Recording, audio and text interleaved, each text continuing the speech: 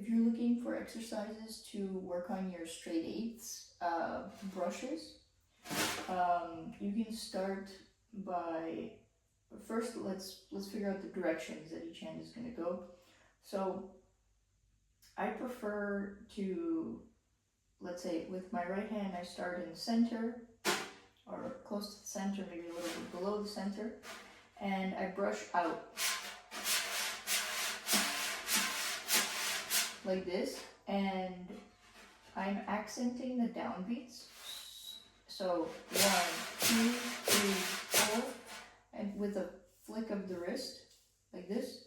And then you notice that the brush is always in contact with the head, and then I'm bringing it back on the end. So 1 and 2 and 3 and 4 and 1 and 2 and 3 and 4 and 1.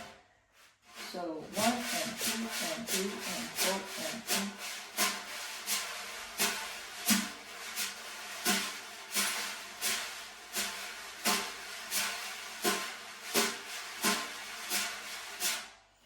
And this is really like detailed and delicate work that you're gonna have to put in. It's like pretty difficult. It's easier at a faster tempo.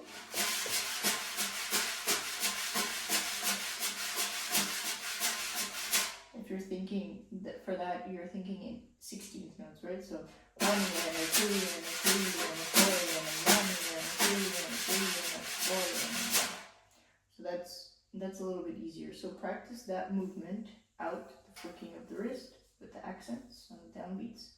With the left hand, we're going to do the opposite. We're going to start at 9 o'clock, and we're brushing inside like this.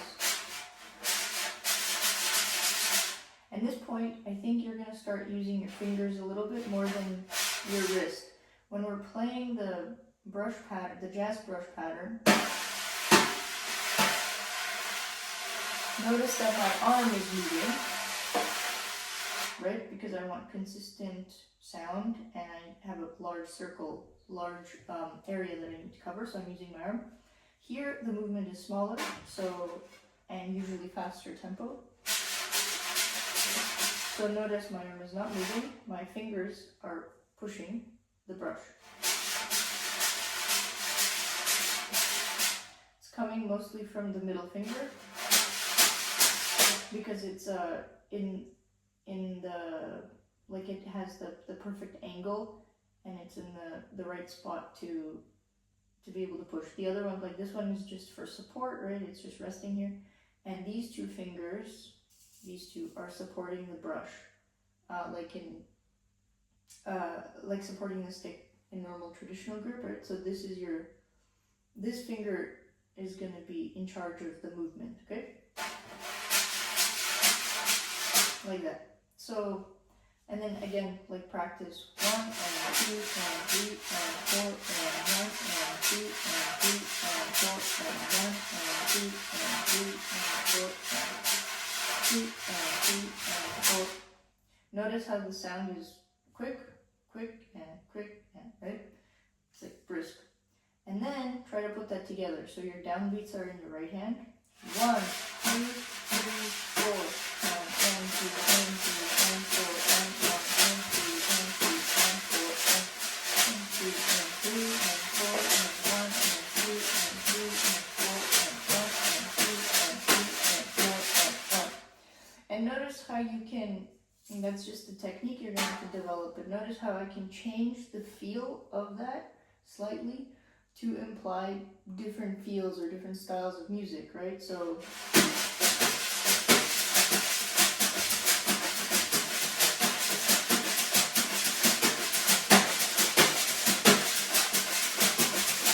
something like that could pass as like a samba, right? And then if you're playing like a slower, let's say a bossa nova type of song, I'm not saying I'm teaching you a bossa nova right now, I'm just saying this is potentially something that you could play to kind of get close to a real bossa nova, right? So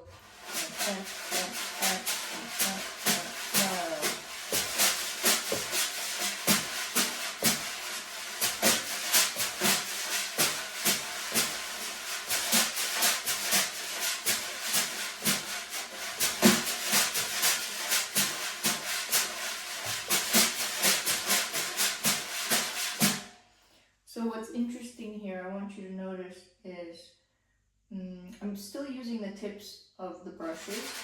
It's not the whole brush like this. That would be way too hard to move quickly. So I'm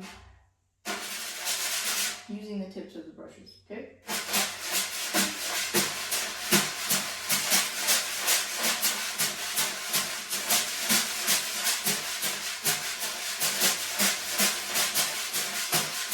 And essentially, that sounds completely different from when we started, right?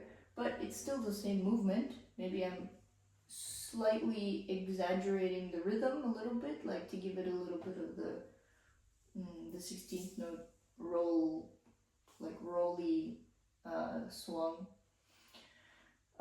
Brazilian feel. But otherwise, like that beat is a result of adding accents to that technique that we initially learned, okay? So that's actually exactly the same as the beginning, right? And your offbeats, you're just adding a little bit of feeling to that initial exercise that we learned. 1, 2, 3,